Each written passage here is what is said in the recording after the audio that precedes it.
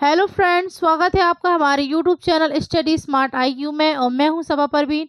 और आज हम फिर पढ़ने जा रहे हैं SSC MTS 2025 के लिए जीके जीएस की क्लास, जिसमें हम डिस्कस कर रहे हैं प्रीवियस ईयर क्वेश्चंस। और ये हमारी क्लास 82 है। इससे पहले हम 81 क्लासेस से कर चुके हैं। और आज इस क्लास में हम पढ़ने वाले हैं 11 मई 2023 के शिफ्ट 2 के जीके जीएस के previous year questions. So I hope आपको ये वीडियो पसंद आती हो। और ऐसे ही वीडियो देखने के लिए हमारे चैनल को लाइक करें, शेयर करें, सब्सक्राइब करें एंड हाइप करें। हाइप करना ना भूलें। तो चलिए स्टार्ट करते हैं आज की क्लास। सो फर्स्ट है, पानीपत का तीसरा युद्ध डैश में लड़ा गया। 1556, 1651, 1526 या 1761।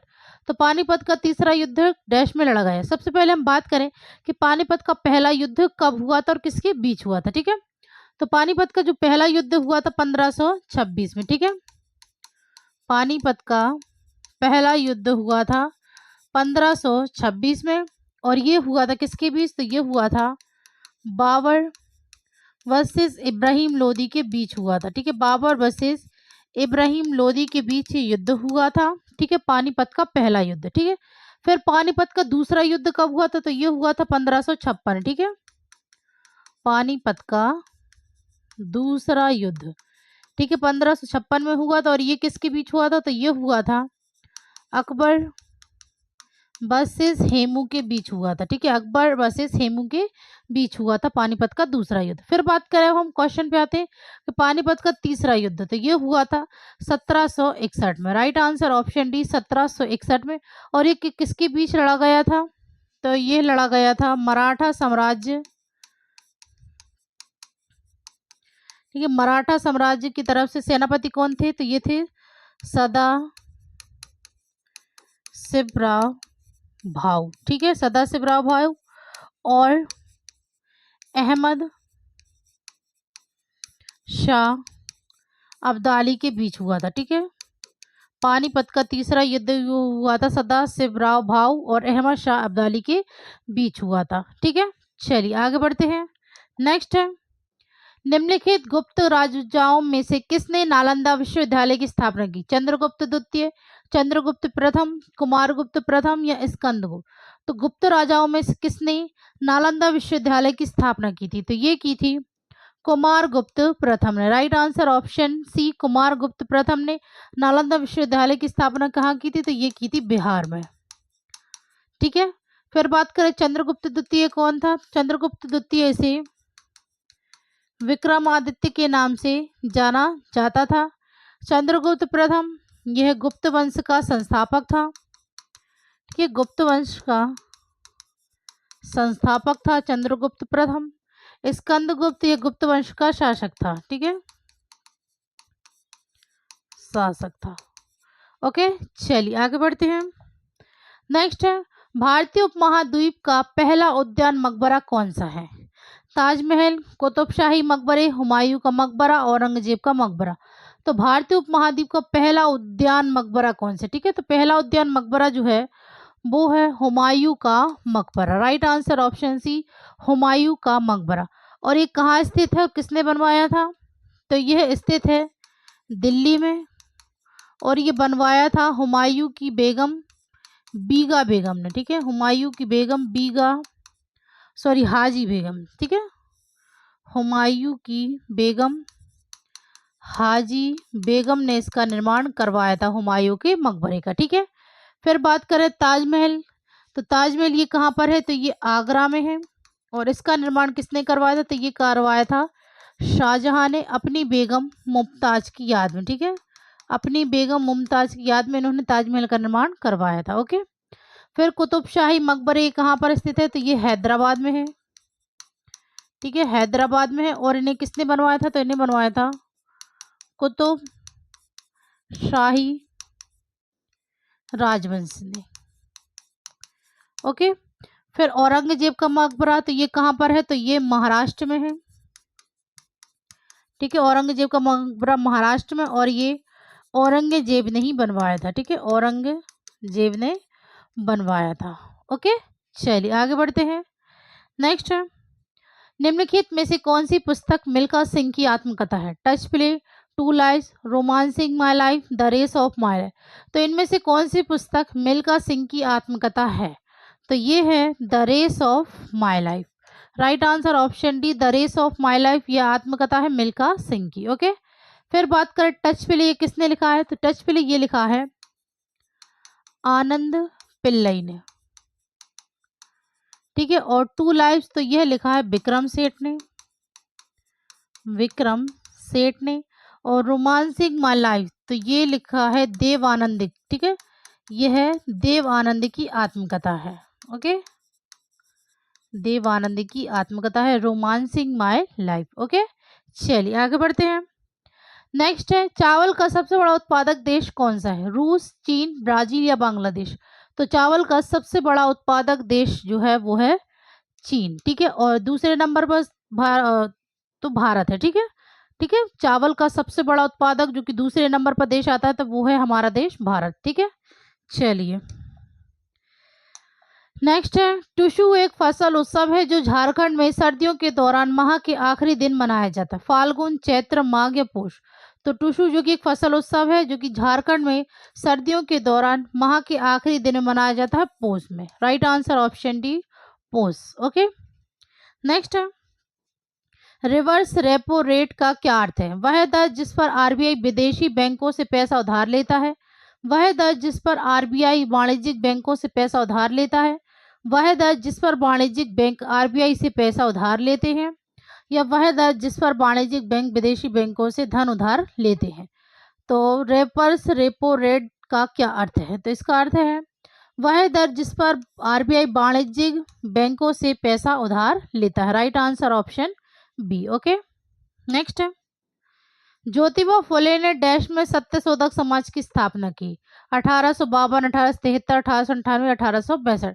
तो ज्योतिबा फुले इन्होंने सत्यशोधक समाज की स्थापना की थी 1873 में। और कहाँ पर की थी? तो ये की थी पुणे महाराष्ट्र में, ठीक है। ज्योतिबा फुले ने सत्यशोधक समाज की स्थापना 1873 में पुणे महाराष्ट्र में की थी। ओके, नेक्स्ट है सामान्य बीमा अधिनियम 2021 उस प्रावधान को हटा देता है जिसके लिए केंद्र सरकार को सामान्य बीमा कंपनी की 4 सहायक कंपनियों अर्थात national insurance, new India insurance, oriental insurance, United India insurance से कम डैश स्वामित्व की आवश्यकता होती, 75%, 49%, 51% या 80%।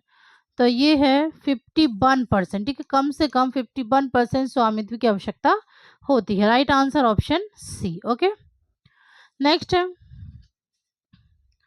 तापमान मापने के लिए किस उपकरण का उपयोग किया जाता है? मैनोमीटर, एमीटर, थर्मामीटर या बैरोमीटर?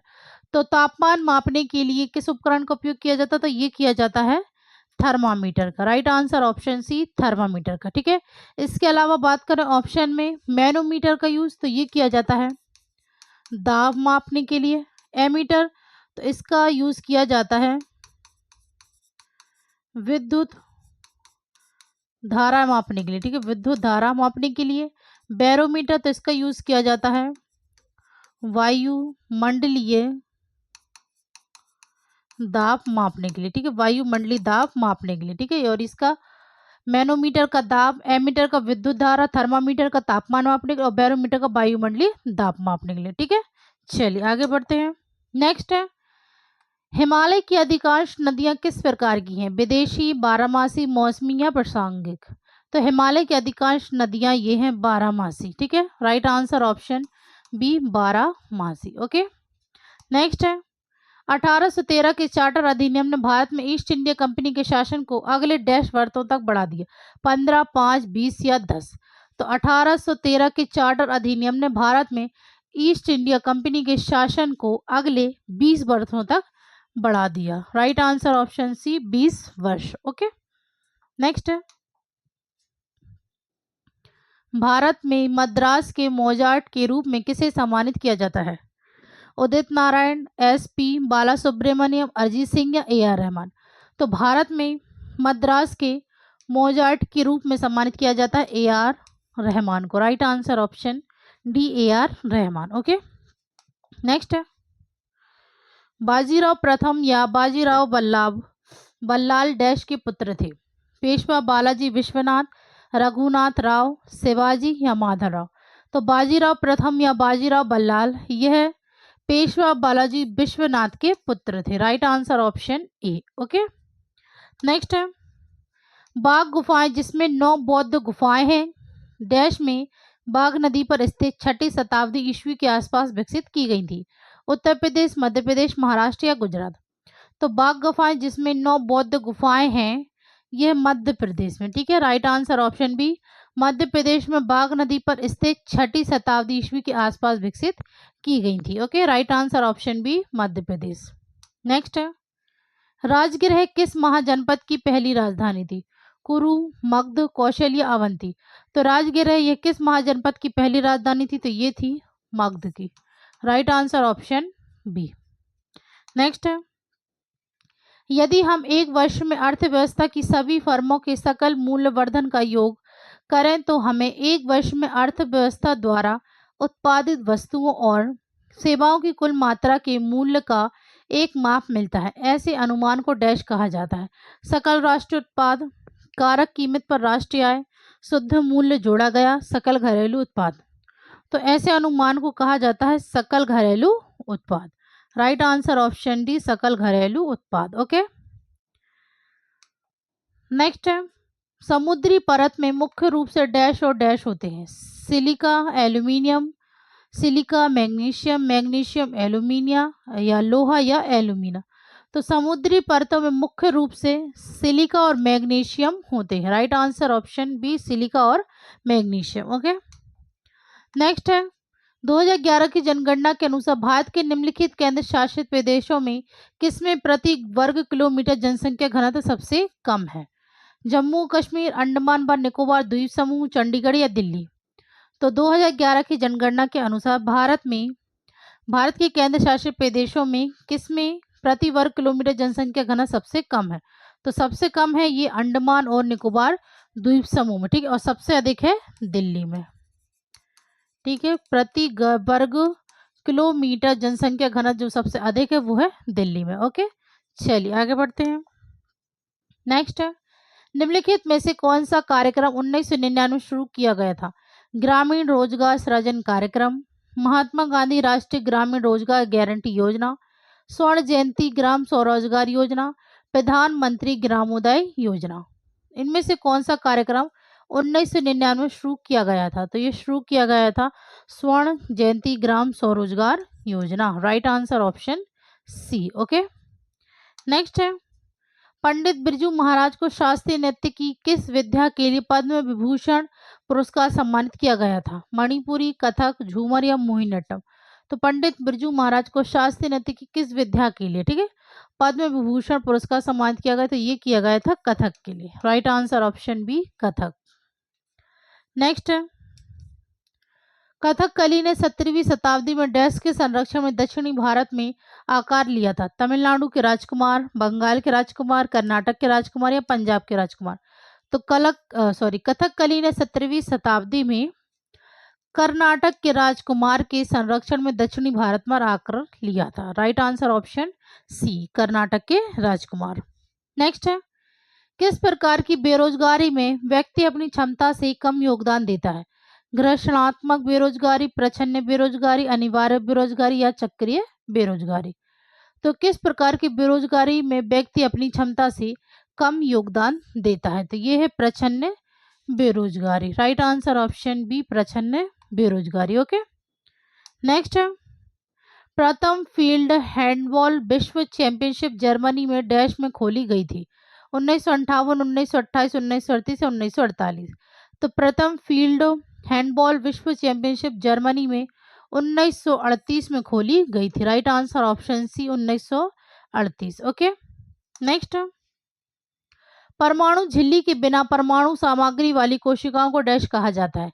गाल की कोशिका, प्रोकैरियोटिक कोशिकाएं, यूकैरियोटिक कोशिकाएं, प्याज की कोशिकाएं। तो परमाणु झिल्ली के बिना परमाणु सामग्री वाली कोशिकाओं को प्रोकैरियोटिक कोशिकाएं कहा जाता है। Right answer option B, prokaryotic कोशिकाएं। ओके, तो ये थे आज के हमारे क्वेश्चंस। सो आई होप आपको ये वीडियो पसंद आई हो, और ऐसे ही वीडियो देखने के लिए हमारे चैनल को लाइक करें, शेयर करें, सब्सक्राइब करें एंड हाइप करें। तो मिलते हैं आपसे कल अगली वीडियो में, तब तक के लिए good luck and goodbye. Thank you.